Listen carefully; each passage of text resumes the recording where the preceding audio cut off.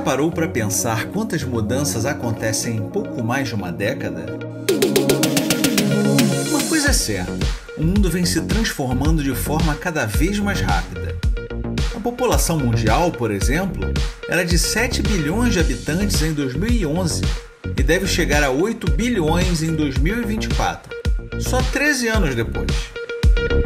Novas tecnologias surgiram. Também ocorreram mudanças demográficas, migrações, deslocamentos de população. Considerando esse cenário, você poderia perguntar: que desafios essas alterações representam? Como é o retrato atual do povo brasileiro? Quantos somos? Onde estamos? Como vivemos? Que mudanças aconteceram nas cidades?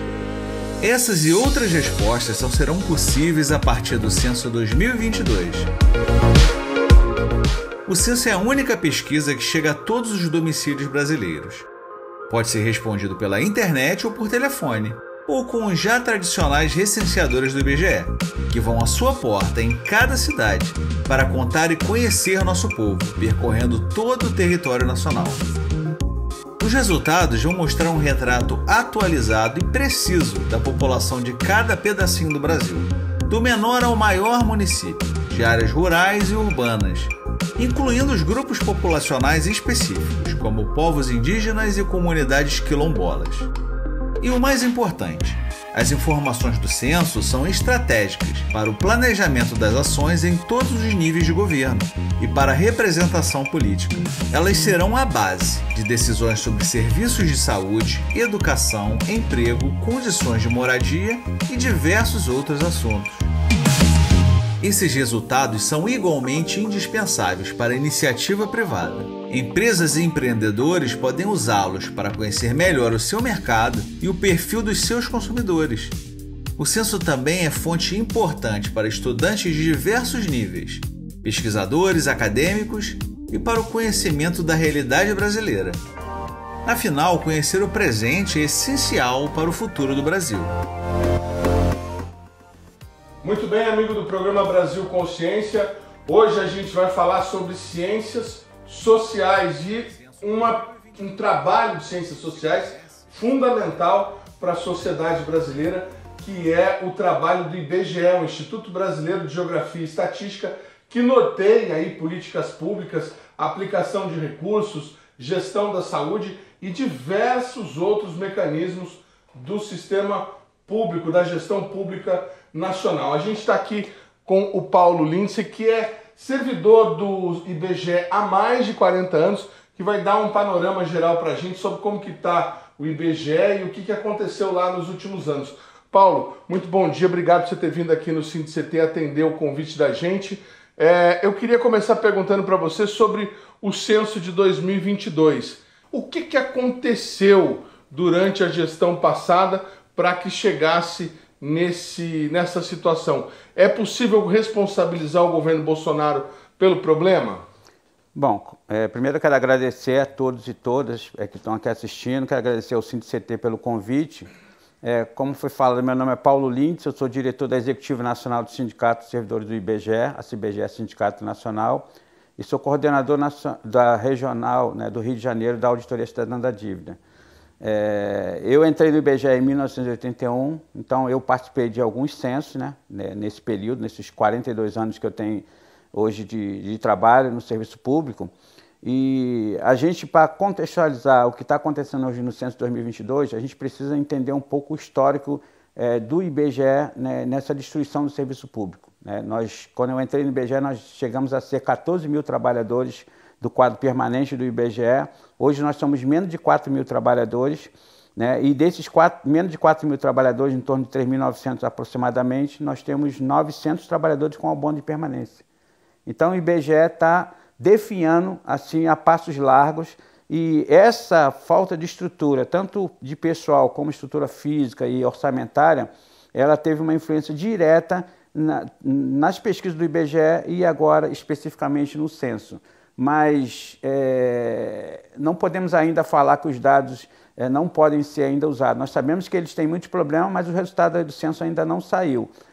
O que nós estamos, enquanto sindicato, enquanto trabalhadores técnicos do IBGE, nós fizemos em 2019 uma campanha, né, de um censo sem corte, porque quando o ex-ministro da Economia, Paulo Guedes, entrou e ele foi dar posse à ex-presidente do IBGE, Suzana Guerra, lá no Rio de Janeiro, na General Canabarra, onde eu trabalho, e eu entreguei a ele uma carta mostrando toda a insatisfação do Sindicato dos Trabalhadores para o que estava acontecendo.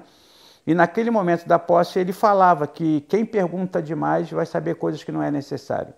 Então, naquele momento, apesar de a equipe técnica, a direção da área de pesquisa mostrar que para se cortar alguma coisa no questionário precisava-se de um estudo técnico. E isso não aconteceu, desconsiderado todo o tratamento técnico dado pelas equipes. Inclusive o diretor de pesquisa na época, o Cláudio Crespo, foi demitido, né? E os cortes aconteceram, né? Porque o censo, para entrar em campo, ele é uma preparação de 2, 3 anos anteriores ao censo. Não é uma coisa que acontece de imediato. E lá naquele momento a gente já falava que seria necessário no mínimo um orçamento de 3,4 bilhões para a execução do censo de 2020, que estava previsto naquele momento, né? Que não aconteceu pela pandemia, mas na minha visão, além da pandemia, tem todo um projeto de desmonte para essa política no IBGE, porque o governo Bolsonaro ele tinha a visão de destruir todos os institutos de pesquisas, né, seja ele de estatística ou científicas, para que o Brasil entrasse numa área de obscuridade, do achismo, né? E era necessário que houvesse esse ataque ao IBGE, porque o IBGE é o principal órgão que coleta dados que podem dar consistência às políticas públicas. E hoje isso está em xeque, né? Quando saiu o resultado do censo, ainda não saiu, não terminou de vez, está previsto para acabar em maio, e a gente vai ter uma noção muito mais clara do que aconteceu no censo. Mas o sindicato já tinha feito uma campanha lá atrás, em 2019, mostrando que com a redução do orçamento de 3,4 bilhões para 2 bilhões e 400 era insuficiente e que os cortes no questionário, sem uma discussão técnica, daria problema no resultado do censo nos dados, né? Nós fizemos uma campanha fomos parar no Congresso Nacional, fizemos audiências públicas no Congresso, buscamos todo tipo de interlocução com o governo para mostrar que aquilo seria um grande prejuízo para a nação brasileira e para a instituição. Nada disso foi atendido, né? E chegou em 2020, não aconteceu o censo por conta da pandemia, da Covid-19, e além disso, da pandemia, a gente também, eu tenho a impressão de que o censo não aconteceu em 2020, porque se houvesse um censo em 2020, o resultado saísse logo de imediato, você teria como comparar o censo de Bolsonaro com o censo de Lula. Isso o governo não queria naquele momento, né? Porque ia mostrar a diferença entre um governo e o outro em relação às políticas públicas, né? Então, foi uma tática do próprio governo, na minha visão, né? E esse censo acontece 2 anos depois, e aí acabou o período eleitoral, né? O Bolsonaro não ganhou a eleição, o Lula ganhou, e os resultados vão sair muito depois. Então, se ele tivesse ganho a eleição, o Bolsonaro tivesse ganho a eleição, ele com certeza estaria fazendo a intensificação da política de destruição do IBGE. Então, hoje, em relação ao censo e as outras pesquisas do IBGE, se não houver um concurso substancial para o órgão IBGE, o futuro do IBGE está em xeque. Porque nos últimos 5 anos, os orçamentos eles foram praticamente lineares, né? Quando a gente pega e faz a atualização, deflaciona esses valores, você vai ver que os valores do censo, do orçamento do IBGE, eles são iguais praticamente em todo o tempo, sem considerar a evolução da inflação. Para a gente ter noção do que estou falando, o orçamento agora de 2023 está previsto para 2,4 ou 2,5 bilhões, que é o mesmo dos anos anteriores. É insuficiente, nós temos aí a inflação acumulada no período de um orçamento que já é insuficiente, né? Então, hoje, o IBGE tem esse problema, e junto com o IBGE, os outros órgãos também estão com problemas orçamentários, que nós estamos tentando discutir com o governo Lula agora a possibilidade de melhorias, né, a partir do novo arcabouço fiscal que está sendo colocado hoje no Congresso Nacional, né? Porque uma das coisas que nos preocupa em relação ao arcabouço fiscal foi que o deputado federal Pedro Paulo, do Rio de Janeiro, ele fala que o governo não pode se limitar simplesmente ao crescimento das receitas em relação às despesas. Ele precisa colocar limite nas despesas obrigatórias. E quando se fala em despesas obrigatórias, leia-se servidores públicos, despesa com pessoal, educação, saúde e etc. Então, eles estão querendo colocar, né, porque uma coisa é o projeto apresentado pelo governo do arcabouço fiscal, outra coisa é o que virá aprovado do Congresso Nacional. Com certeza haverá algumas ingerências no projeto para que eles possam cada vez mais controlar o orçamento público, porque o principal pilar da âncora fiscal é a sustentabilidade da dívida pública. Então, para sustentar a dívida pública, eles precisam cortar orçamentos das políticas públicas, né? Das 27 políticas públicas. Então, a gente tem que ficar muito atento sobre isso. A gente vai falar mais sobre a dívida pública já já. Paulo, você estava falando sobre a questão dos funcionários, dos servidores do IBGE. Mas na cabeça da população, o IBGE faz concurso sempre, né? Acho que é bom explicar o caráter da temporalidade desses cargos que são feitos de recenseador e o que são as pessoas que trabalham efetivamente no IBGE ao longo dos anos, né? Bom, primeira coisa que nós temos que, acho que, explicar para a sociedade de um modo geral é que existe uma diferença bem grande entre concurso público e processo seletivo. São duas coisas totalmente distintas. O concurso público é aquele que o cara faz prova, tem um estado probatório e depois de 3 anos de efetivo exercício ele passa a ser um servidor de provimento efetivo, exercendo uma função em qualquer órgão público, naquele que ele fez o concurso.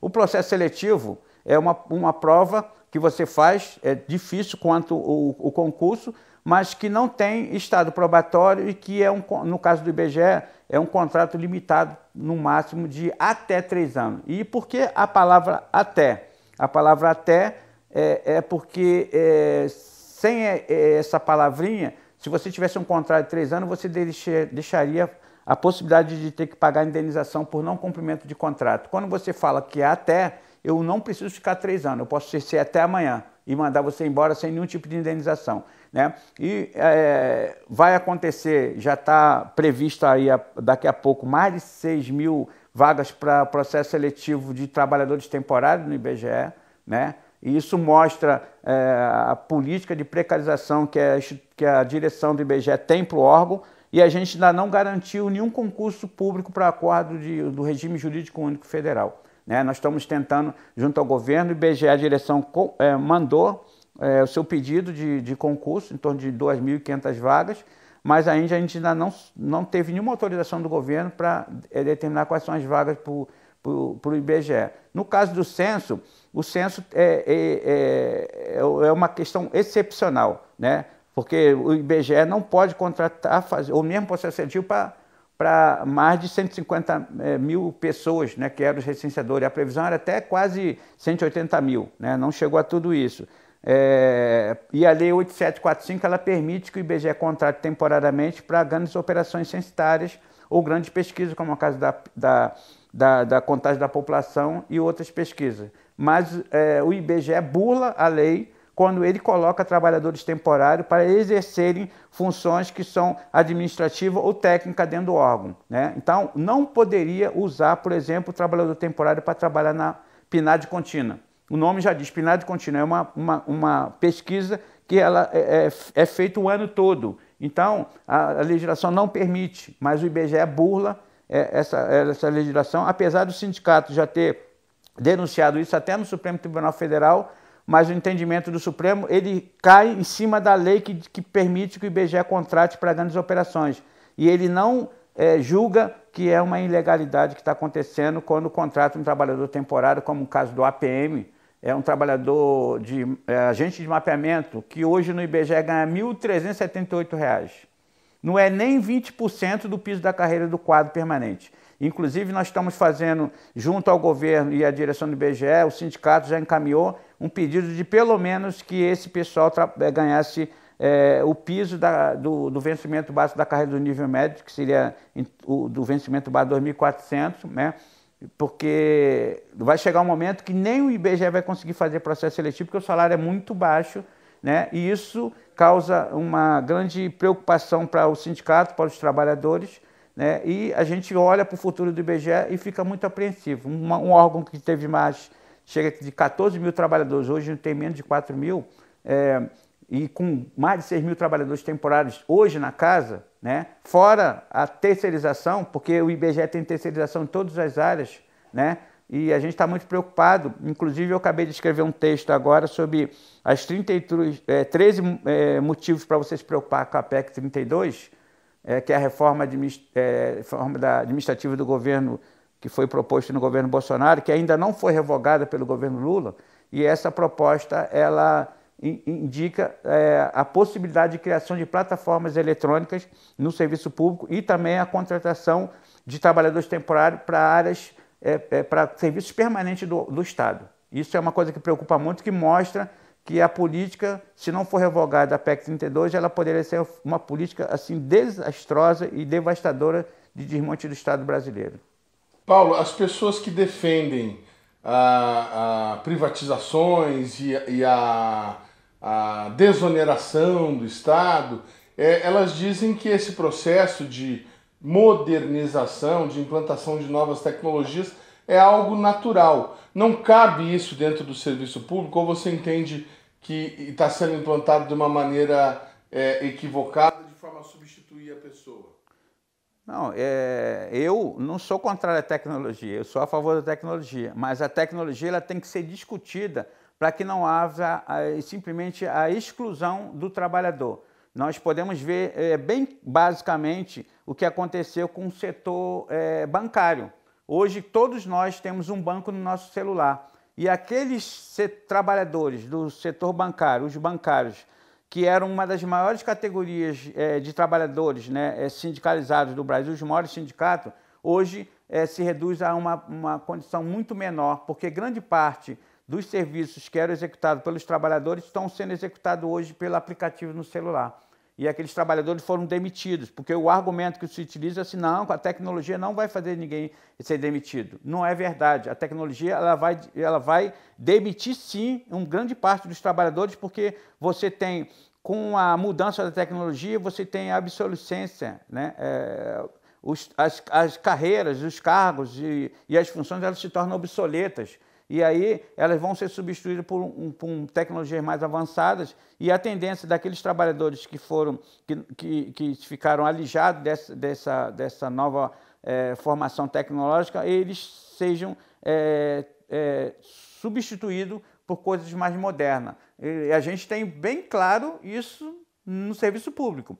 Eu entrei em 81, como eu falei aqui, e eu acompanhei de perto, não foi ninguém que me contou. Eu vi e vivi a mudança no serviço público dessa tecnologia, porque grande parte dos órgãos públicos tinha carreiras de nível auxiliar.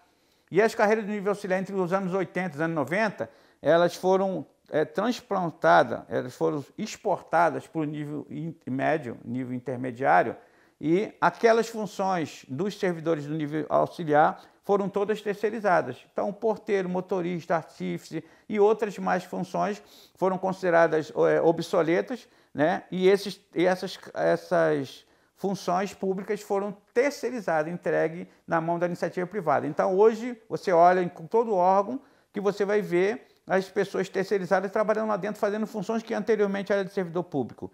E o argumento de que se privatizar o custo cai para o Estado é mentira. Nós podemos ver muito bem, claramente, o exemplo das OS. Eu moro no Rio de Janeiro e lá grande parte da saúde do Estado do Rio está entregue às OS. E a gente vê que quando veio o discurso, o argumento, a discussão sobre organizações sociais, na década de 90, o argumento central era que as organizações sociais elas captariam recursos próprios no mercado, não precisaria do recurso do Estado. Isso não é verdade. Hoje as OS no Rio de Janeiro, elas têm praticamente o serviço privatizado, mas os recursos são financiados, são recursos do Estado. O Estado continua financiando a saúde privada que está nas OS, mas agora você não tem serviço de qualidade, não tem servidor público concursado e os trabalhadores que estão nos hospitais públicos, eles são terceirizados ou são trabalhadores temporários, né?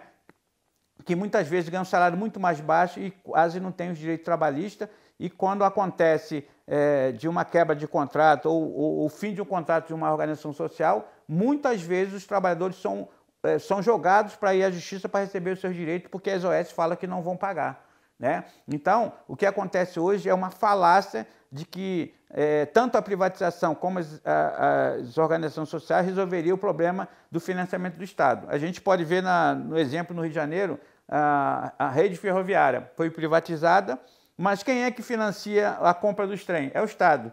E quem é que financia a obra das estações? É o Estado. E o que ficou com a empresa? A empresa ficou com o serviço e ficou com caixa para mandar para o exterior, porque grande parte das empresas que privatizaram são empresas estrangeiras. Então, o Estado continua gastando muito dinheiro com o setor que foi privatizado, né? E a tendência além de o Estado continuar gastando, a população pagar mais. Eu me lembro que quando eu comecei a andar de trem, o valor da passagem do trem era 30% da passagem do ônibus.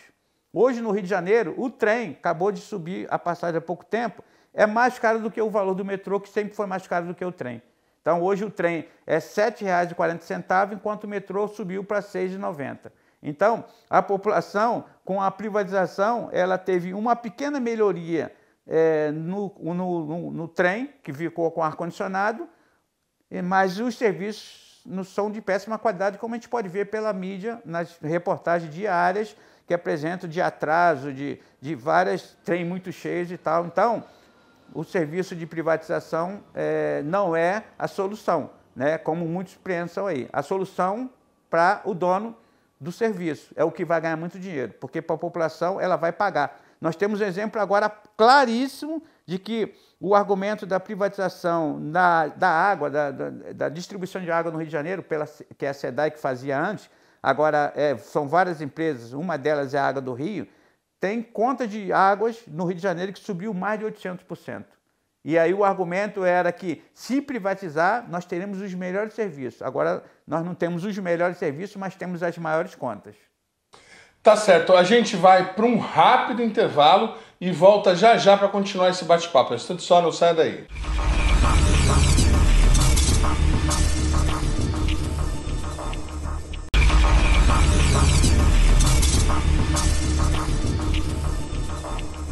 Estamos de volta, vamos continuar nosso papo aqui falando sobre IBGE com Paulo Lindsay, servidor sindicalista, e que está trazendo para a gente um cenário de como que está o Instituto depois desses últimos anos aí de tentativa de desmonte com o governo Bolsonaro. Você tem alguns dados para passar para a gente sobre as perdas salariais que a população está tendo nos últimos anos. Isso é tão significativo quanto dizem? O salário mínimo, por exemplo, foi mais mordido do que as outras fatias da sociedade? Bom, a gente começa pela visualização do salário mínimo e a gente vê que sempre houve uma proposta de salário mínimo falada pelo DIEESE, que seria de mais de R$4.000. Então, a gente já começa a ter uma defasagem salarial do salário mínimo, porque a Constituição diz que lá o salário mínimo seria um salário para que 4 pessoas vivessem, né, nas condições melhores possíveis, né? E a gente vê que é heróico alguém viver com R$1.300 e poucos aí de salário mínimo. Tá? Quanto mais 4 pessoas vivendo com 1.300 e pouco, né? Daria Sim. R$600 per capita aí. Então, aí... e para a gente ter uma noção do que representa no Brasil a questão de remuneratória, tanto na iniciativa privada como no serviço público, eu fiz há pouco tempo um texto bem pequenininho, pegando uma nota de R$20, ela saiu em 2002, em junho de 2002, R$20. R$20, quando ela saiu no mercado brasileiro, a nota, ela valia 10% do salário mínimo. O salário mínimo era R$200 em 2002. Né? Então, uma nota de R$20, quando ela saiu, ela tinha um poder de 10% do salário mínimo. Se a gente levasse essa mesma comparação, a nota de R$20 ela deveria valer hoje R$100 e poucos. Não R$20. Ela não vale. Por que você pega uma nota de R$20 e não consegue comprar nada, porque ela não vale nada. Ela teve uma perda acumulada de inflação nesse período que tem essa desvalorização, né? Se a gente levar em consideração a desvalorização da inflação, tem uma perda grande. Se a gente levar em consideração a comparação com o salário mínimo, a perda daí é maior ainda, porque é o que ela tinha como referência no passado.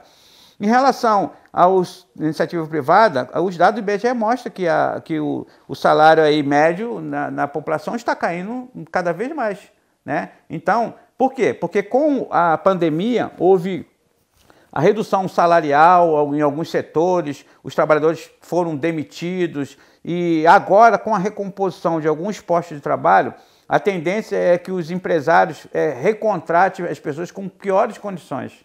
Com aqueles direitos que ela tinha no passado, elas perderam. E agora, quando ela volta, ela tem perda salarial e perda de direitos, né? Porque o empresário ele recontrata agora com situações piores. Então, isso piora muito a vida dos trabalhadores. Como eu falei inicialmente, aí, nós temos em torno de 90 e poucos milhões de pessoas na população economicamente ativa, né? Que hoje... e dessa população, pouco mais de 36 milhões têm carteira assinada. Então, grande parte dos trabalhadores do Brasil que estão empregados, eles estão com condições precárias e condições aviltantes e trabalhando menos horas do que é necessário. Então, isso torna cada vez mais precário o mundo do trabalho no mundo privado. No serviço público, não é diferente, né? Nós temos uma sorte de que nós ficamos, grande parte dos servidores públicos, 7 anos, já estamos há 7 anos, né, que ainda não recebemos, né, há mais de 7 anos sem reajuste. Se a gente levar em consideração no caso do IBGE e de muitos outros órgãos que tiveram o último reajuste em janeiro de 2017, essa perda ela acumula em torno de 35%, né? E a gente não está falando da perda histórica, porque se a gente levar em consideração o poder de compra que nós tínhamos em 2010, no último mandato do governo Lula, para agora, essa inflação aí, essa perda chega quase a mais de 100%. Né? Então, a gente sabe que o governo está ainda em fase de transição. A gente sabe que a LOA de 2023 não foi uma LOA proposta pelo governo Lula, e sim pelo governo Bolsonaro ainda, que não tinha nem previsão inicial para reajuste linear para os trabalhadores. Fomos nós do FONASEF, as entidades, que pressionamos o relator da LOA, da PLOA de 2023, que agora virou LOA, e aqueles 11,2 bilhões que estavam destinados ao setor da segurança pública, principalmente ao policial da rodoviária federal, que o Bolsonaro sempre falava que era eles que iam ganhar esses 11,2 bilhões, a gente conseguiu que o relator se comprometesse a colocar esse dinheiro de forma linear. Por isso que esses 9% que nós estamos recebendo linear foi uma luta conjunta do FONASEF e as entidades que o compõem, para que a gente pudesse, nesse momento, ter essa recomposição salarial mínima possível, porque nós estamos falando aqui de uma campanha salarial emergencial, e agora nós estamos esperando aí um calendário, né, de reuniões para a gente discutir a próxima campanha salarial 2024 e as campanhas salariais específicas de cada órgão, onde vamos buscar, no caso do IBGE, na reestruturação da nossa carreira e a melhoria da carreira do IBGE. Então, a gente está nessa esperança dessa reunião. Temos um problema. O Sérgio Mendonça, que era o responsável pela negociação com os servidores públicos, saiu e foi para a Caixa Econômica. A gente ainda não tem um secretário lá colocado. Isso pode até atrapalhar um pouco o calendário de reuniões, mas a gente espera que o governo solucione esse problema e chame rapidamente. E para poder a gente fechar essa questão da campanha salarial, nós temos 3 leis importantes que precisamos ficar muito atentos, porque são elas que vão dar toda a diretriz, né, todo o caminho da política pública, do orçamento da União, do governo Lula, e quais os pensamentos que o governo Lula tem para o serviço público. Nós precisamos estar atentos ao PPA, que é o Plano Plurianual, que o que vai definir a política do governo para os próximos 4 anos, inclusive pegando o primeiro ano do próximo governo, né? E a LDO, que é a Lei de Diretriz Orçamentária, onde você vai ter as diretrizes de como vai ser gastado a LOA, que é a Lei Orçamentária, e a própria LOA, né, que vai ser a proposta de Bolsonaro. Antes, o argumento que foi colocado para os servidores é que eles não poderiam aumentar mais porque a LOA foi feita por Bolsonaro. Então agora vamos ver o que vai acontecer com a LOA feita por Lula, né? Se vai ter essa complacência com os serviços públicos e com os seus servidores. E a gente está muito atento na questão da âncora fiscal, porque a gente percebe que há várias formas, o governo está tentando tirar desse teto fiscal alguns setores, mas o Congresso Nacional já tem demonstrado que não concorda, porque o Congresso Nacional, infelizmente, ele é o serviçal do grande capital, e o grande capital já acenou que não concorda que haja nenhum tipo de retirada de alguns setores para esse chamada âncora fiscal, né? Porque, levando em consideração o orçamento público, nós temos 5 grandes despesas praticamente no serviço público, que é previdência, que é assistência, saúde, educação e pessoal, tá? O resto é 0,0 alguma coisa. Podemos dar o exemplo de CIT, que nós estamos aqui no CIT. Em 2021, o orçamento de CIT foi 0,12. E a previsão do orçamento para 2023 está em torno de 0,23%. Então, somando as 17 funções primárias, das 27 que existem, 17 somadas, dá 1,25% do orçamento. Ali está incluído cultura, educação, ciência e tecnologia e outras funções menores, né? Não menos importantes, mas que os governos, de um modo geral, não têm dado importância, aplicando cada vez menos o orçamento em detrimento do benefício de pagamento da dívida pública. Tanto é que a âncora fiscal, a sua principal objetivo é a sustentabilidade da dívida pública.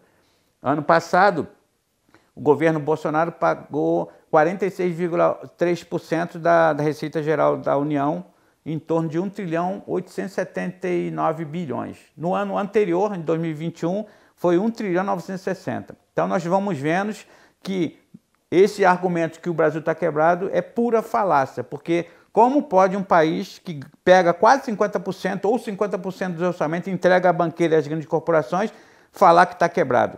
Paulo, para a gente explicar para uma pessoa que está em casa, que não é economista, que não tem contato com números, de uma maneira que seja clara e direta, eu confesso para você que, até como jornalista, a gente falha nisso muitas vezes. O próprio arcabouço fiscal, por exemplo, muito se fala, toda hora está na televisão, e você vê pouquíssimas pessoas entendendo efetivamente o que é aquilo, por que tem que ter esse limite de gastos, qual é a diferença entre o arcabouço e o teto que tinha sido estabelecido anteriormente. Aí você chega aqui para a gente e fala agora que metade da arrecadação está sendo entregue para grandes corporações, para grandes banqueiros, pagando a dívida pública.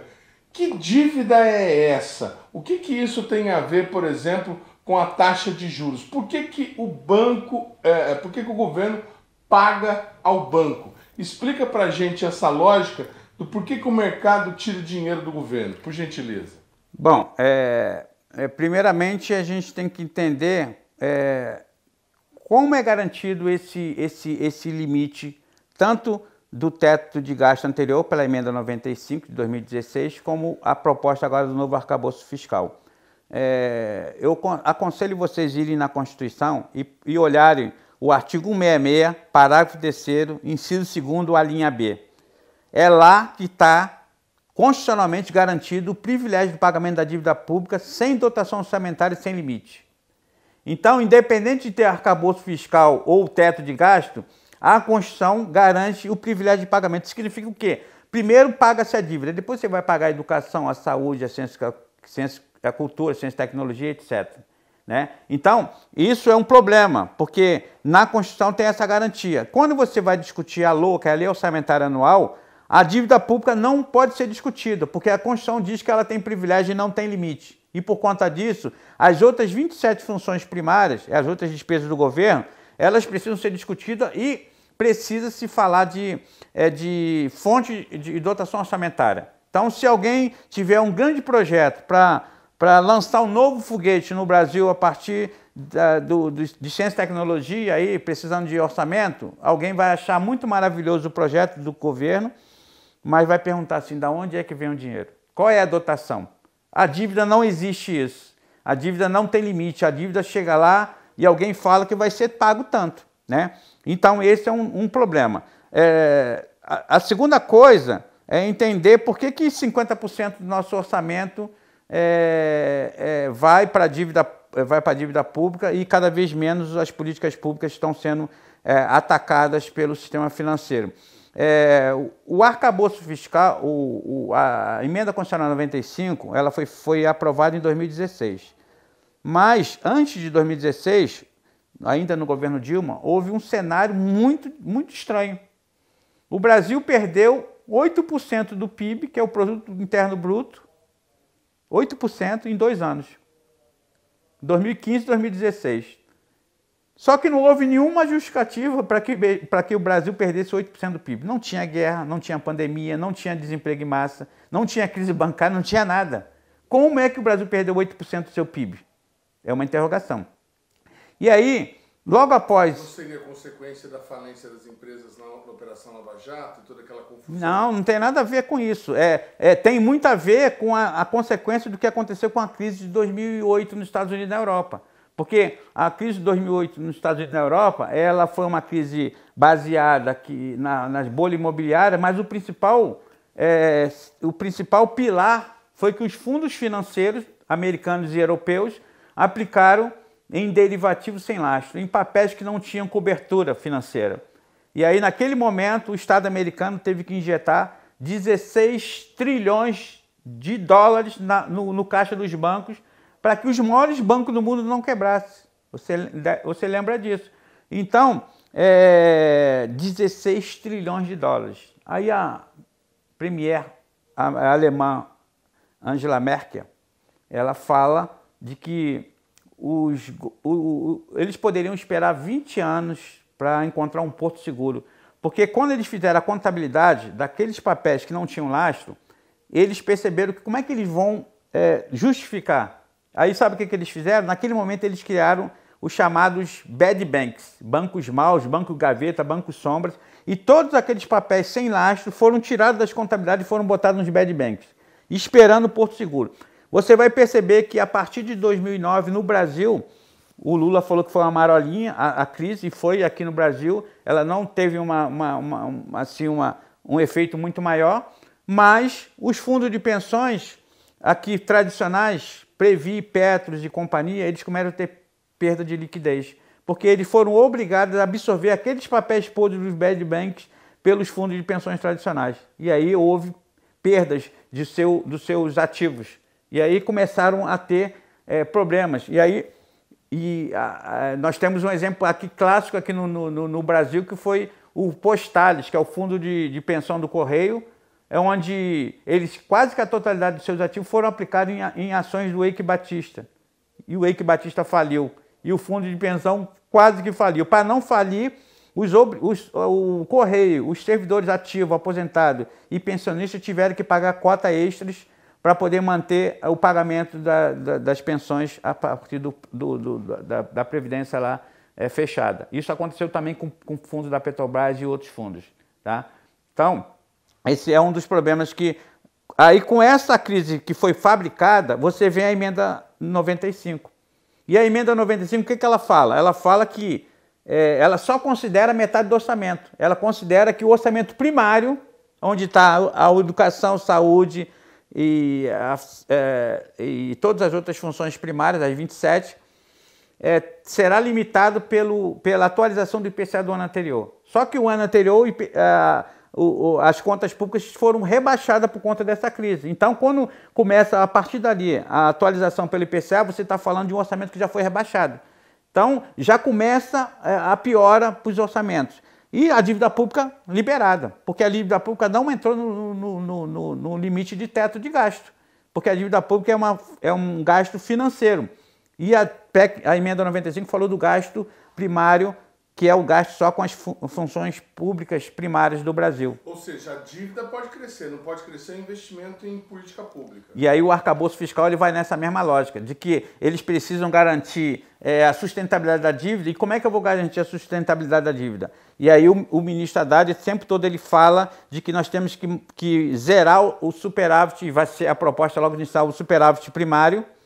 E o que é superávit primário? Superávit primário é uma poupança forçada em cima das políticas públicas para pagar a dívida. Então, quando ele fala que parece ser uma coisa positiva, não é positiva, porque você está tirando dinheiro de políticas públicas para pagar banqueiro, né? A dívida pública, ela não é uma ferramenta que o Estado não possa usar. Nós, da Auditoria Cidadã, não somos contra a dívida pública. O que acontece é que no Brasil, a dívida pública ela é uma jabuticaba.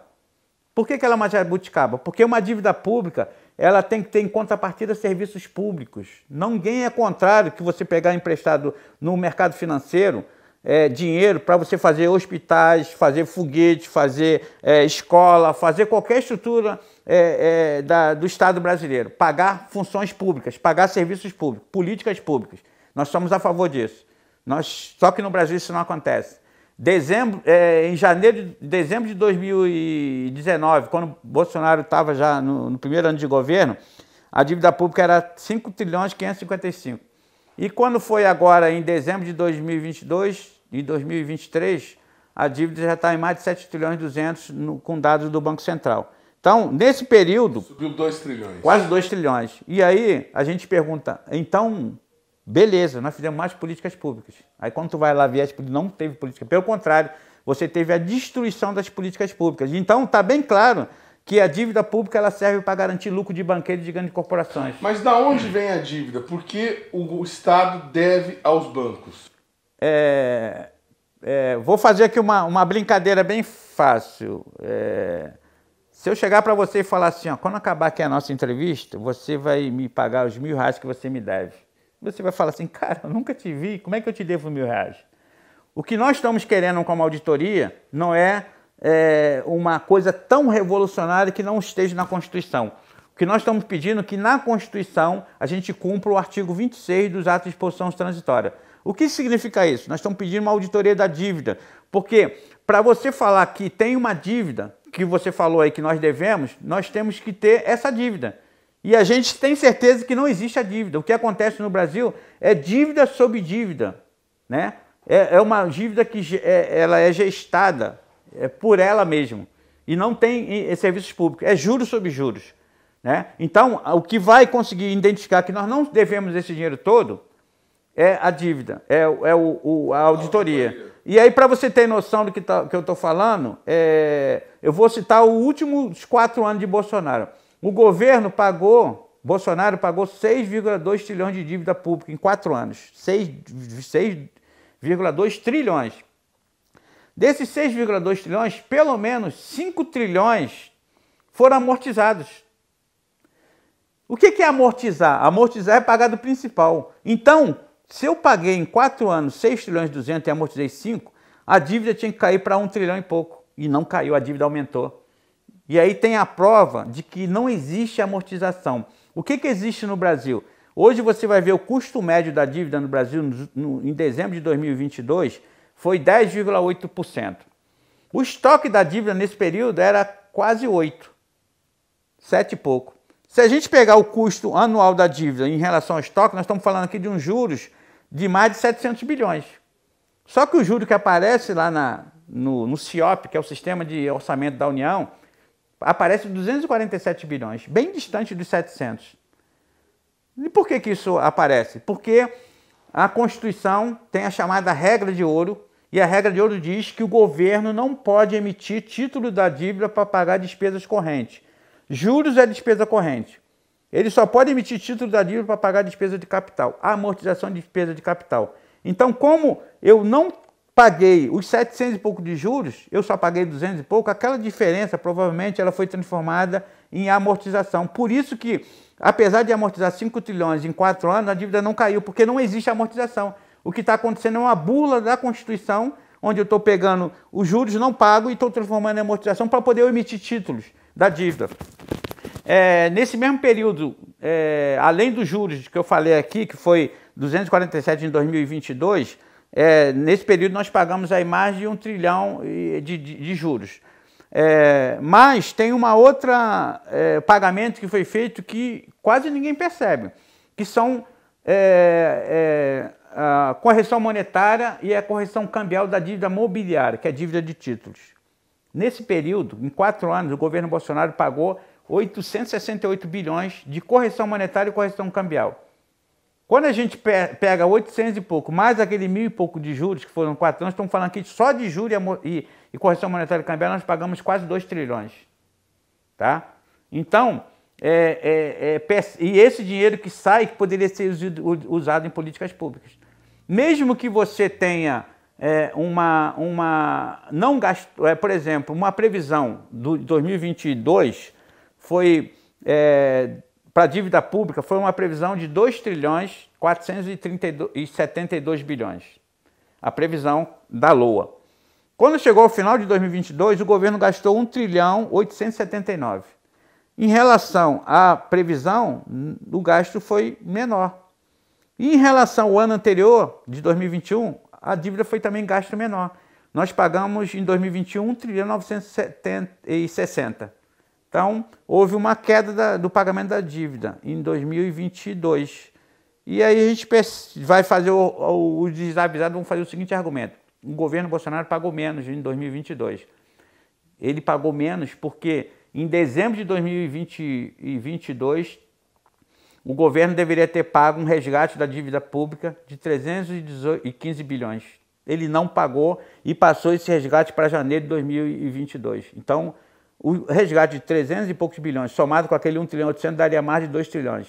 E aí, como estava no momento de transição de campanha salarial, ele quis apresentar um dado positivo, que a dívida caiu, mas ela caiu porque foi jogado para o próximo governo, né? Ele nem sabia que ia ser o Lula, ele achava que era ele mesmo, para que ele pudesse continuar com essa política de captura do Estado a partir do fundo público.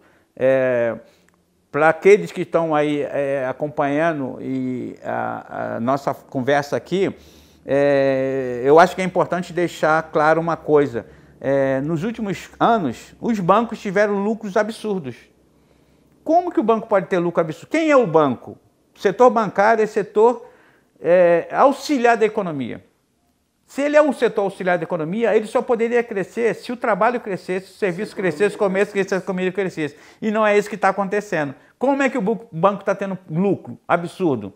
Porque está claro aqui que está havendo a transferência do fundo público, do orçamento da União para os banqueiros.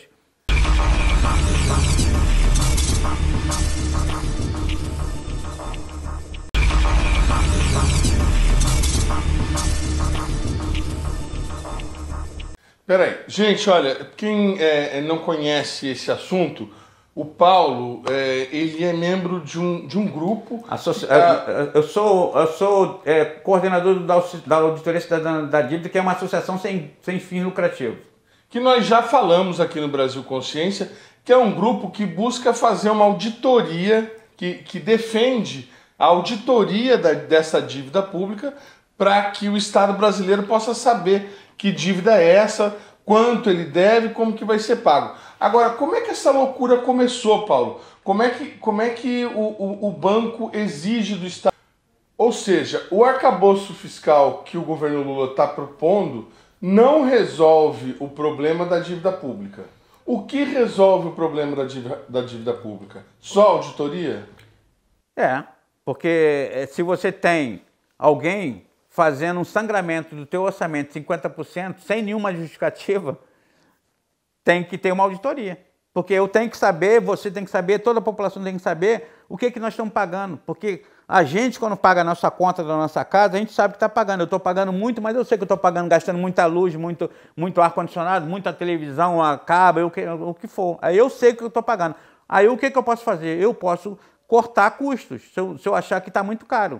Né? No caso da dívida, é isso que nós temos que fazer. Nós temos que ter uma auditoria para a gente entender se aquela dívida é verdadeira. Porque o que nós temos certeza é que grande parte dessa dívida ela é uma dívida gestada juros sobre juros.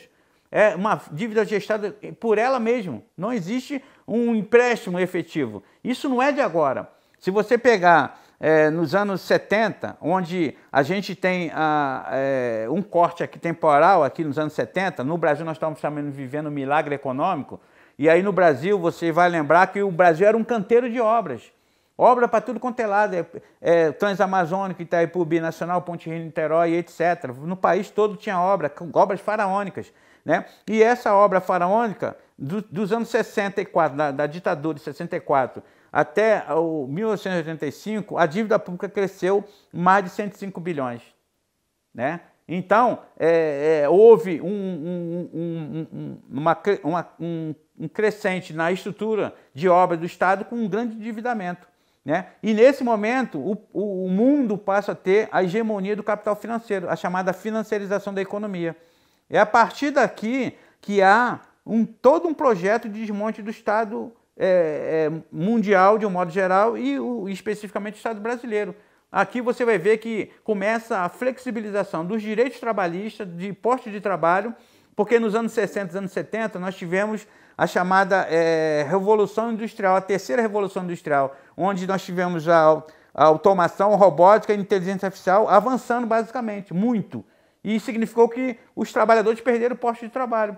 Então, a Volkswagen, por exemplo, nos anos 70 tinha mais de 30 mil trabalhadores, hoje deve ter uns 5 mil, porque grande parte do serviço é feito por automação, robótica e inteligência artificial. Então, isso é que tem que ser refletido para os trabalhadores. Semana passada eu estava vendo um seminário que estava acontecendo na Fundação Getúlio Vargas, e a discussão era sobre o marco legal da tecnologia, né? E a preocupação, além da questão da legislação, que já tinha sido aprovada na Câmara e agora vai para o Senado para tentar ser aprovado, era discutir o que fazer com o ser humano.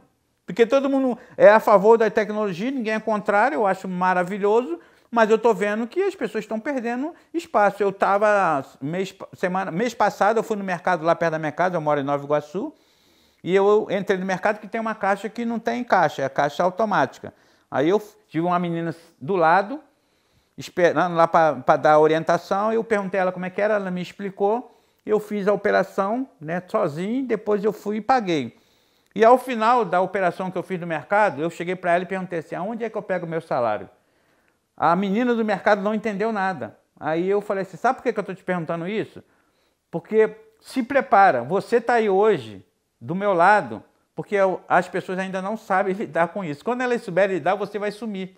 Não só você, como os caixas de um modo geral, que aconteceu no banco. Hoje, dificilmente você entra numa agência de banco. Você vai sempre, no máximo, no caixa eletrônico e a maior parte do serviço é feito no aplicativo. Esse foi o avanço tecnológico. Foi bom? Foi excelente. Em vez de eu ficar 3 horas no banco, mas agora a classe trabalhadora bancária sumiu. Né? E isso vai acontecer no serviço público de modo geral e na iniciativa privada também, porque os avanços tecnológicos tendem a aumentar o lucro do capital, porque avanço tecnológico ele é importante, mas não é isento. Ele tem lado, e um dos lados dele é garantir lucro cada vez maior do grande capital, com o argumento de melhorar a qualidade de vida da população. Isso acontece, mas o objetivo central não é só esse. Mas daí você inviabiliza o sistema, porque se não tiver a população trabalhando para gerar riqueza... Então, aí quando você tem uma economia financiarizada, por isso que você vem a economia financiarizada, o que aconteceu nos anos 70, como eu falei aqui? As empresas passaram a produzir menos. E aí o capital financeiro, ele faz uma simbiose com os outros capitais, principalmente o produtivo. E aí a grande corporação que fazia o seu lucro na produção, ela deixa de fazer o lucro na maior parte na produção e passa a especular também. Vender, comprar título da dívida e aplicar no mercado financeiro, ações, etc. Comprar título da dívida pública que o governo precisa vender para ter dinheiro para fazer suas políticas. Sim, cada vez que ele faz emissão de títulos para poder garantir essa receita primária, ele também paga cada vez mais juros. E aí, esses juros e essas amortizações estão feitas no governo, você deixa de ter dinheiro disponível para aplicar em políticas públicas. Você perguntou como é que nós chegamos a essa situação. Em 1988 foi a promulgação da Constituição, né? De 88, chamada Constituição Cidadã. Quando você pega a Constituição, você vai ver que em 87 nós tivemos a Constituinte. E na Constituinte, se você pegar o regimento interno da Constituinte, ele falava a seguinte coisa, que você não podia colocar nada no segundo turno que fosse alterar o mérito de alguma questão aprovada no primeiro turno. O máximo que você podia fazer era reestabelecer a redação, retificar alguma redação que houvesse lá em algum artigo, sem mexer no mérito. Beleza. Em 1987 e até 1985, uns 3 anos antes aí, o gasto com a dívida estava em torno médio de 15% da despesa da União. 15%. Em 1988, no ano da promulgação, esse gasto médio passou para 19%. E aí, houve aqui na Constituinte a introdução do artigo, no artigo 166, parágrafo 3º, inciso 2º, essa a linha B que não estava votada no primeiro turno. Então, quando eles colocaram a linha B no segundo turno, alterou o mérito e era uma coisa ilegal. Inclusive, eu fiz um texto junto com um amigo meu, Luiz Cordioli, e o Luiz Cordioli abriu um processo na época que o PGR era o Janot. O Janot admite a fraude, fala que não pode fazer nada. O próprio Nelson Jobim, que era o relator da Constituinte, admite a fraude, né? E essa fraude, sabe o que acontece em 1989? Aquele gasto que estava 19% pula em 1989 para 63% da despesa da União. Em 1990, com Collor de Mello, pula para 70%. E nos anos subsequentes aí, até os anos 2000, essa média foi em 50%. Né? Então, você vê só, com a introdução de forma fraudulenta, né? Eu não posso falar fraudulenta porque não tem um processo dizendo que é isso, mas a gente tem todas as indicações, inclusive tem no Google e na internet um documento escrito pelo professor falecido Benayon da UNB de Brasília, que chama-se Anatomia de uma Fraude à Constituição. Ele fez um documento mostrando todo o caminho da fraude. E o próprio Hermes Zanetti, que é ex-deputado constituinte, ele escreve um livro chamado O Complô, né? E nesse livro ele explica todas essas fraudes que aconteceram na Constituição, essas e outras, não só essas e outras. E o Hermes Zanetti fez agora um documentário sobre o livro O Complô, e o Hermes Zanetti é o autor do artigo 26 dos atos de disposição transitória que pede a auditoria da dívida. E ele fala no livro que aquele texto que está na Constituição não era o que ele queria, era muito mais avançado, mas foi o possível que foi colocado na Constituição, aquela auditoria que nunca foi realizada. Então nós temos duas fraudes constitucionais, uma direta e outra indireta. Uma que não faz a auditoria, que está na Constituição, e a outra é a linha B, que está no artigo 166, parágrafo 3º, inciso 2º. E isso precisa ser discutido com a sociedade. Porque é essa garantia constitucional que garante. E se você quer saber se a dívida é verdadeiramente o que nós pagamos, porque a palavra da dívida ela tem um peso ético e emocional. Porque quem deve tem que pagar. Eu tenho que pagar. Por isso eu fiz aqui a pergunta a você, a brincadeira, de que você me deve R$1.000 que eu te emprestei. Aí você vai perguntar, quando é que tu me emprestou R$1.000? É a pergunta que tu vai fazer, tá? E aí eu vou ter que te convencer que eu te emprestei R$1.000. Se eu não te convencer, você não vai me pagar. Se eu te convencer e falar, lembro, naquele dia que nós nos encontramos ali, você me emprestou. Se não, Paulinho, tu tá maluco. E a auditoria da dívida, que tem a ferramenta correta, técnica, é para isso, para você abrir a caixa preta e ver se todo esse endividamento do país, desde cortando aí a ditadura de 64 para cá, onde a dívida era 3 bilhões, e chegando hoje a quase 8 trilhões... 8 trilhões de dívida com bancos. Com banco e grandes corporações, porque tem uma outra falácia que é assim, tem um tesouro direto. Gente que aplica no tesouro direto. Então, se a gente fizer auditoria, a gente vai prejudicar parte da população, que eu já vi vários economistas falando disso. Aí, quando você vai pegar os dados lá no relatório da dívida, sabe quanto significa o tesouro direto? Menos de 2% do total dos títulos da dívida. Menos de 2%. Né? Então, se é menos de 2%, mais de 99% ou mais de 98% dos títulos estão na mão dos bancos e das grandes corporações. São elas que determinam como é que o governo vai ter que agir, porque elas controlam a economia do país. Né? Porque metade do orçamento está na mão delas. Então, e sem nenhum tipo de resistência no Congresso, você nunca viu falar um deputado ou um senador que viesse a público e falasse assim, ó, eu sou contrário ao pagamento da dívida pública, eu votei contrário na LOA. Ninguém fala isso. Nunca vi. Todo mundo fala da dívida, todo mundo fala do crescimento da dívida, todo mundo fala do tamanho da dívida, mas ninguém fala da engenharia, dos mecanismos que fazem a dívida crescer, que é tudo engenharia do grande mercado financeiro sem entrar dinheiro verdadeiramente no país. É dívida sobre dívida, né? E nós estamos crescendo cada vez mais a dívida sem nenhum dinheiro que entra, como não entrou no passado. Quando você tem aquelas obras faraônicas nos anos 70, no milagre econômico, o Brasil chegou a ter um PIB em 73 de 14%, maior do que o PIB da China. E a média do PIB nos anos 70 foi 10,8%. Então, o Brasil tinha um PIB astronômico e a população na miséria. Eu vivi nos anos 70, né? Eu vi a dificuldade que era de comer. A gente estava vivendo no Brasil a ditadura, Copa do Mundo, as músicas Eu Te Amo Meu Brasil, 90 milhões em ação, enquanto é isso, o grande mercado financeiro, com as empreiteiras que eles acusaram de crime, faziam lá com assim, grande projeto de destruição e de captura do Estado brasileiro. O assunto é interessante demais, a gente saber por que a gente está nessa situação, mas infelizmente só temos uma hora. O programa Brasil Consciência vai ficando por aqui. A gente volta na semana que vem com mais uma atração inédita para vocês. Tchau, gente. Um abraço. Tchau.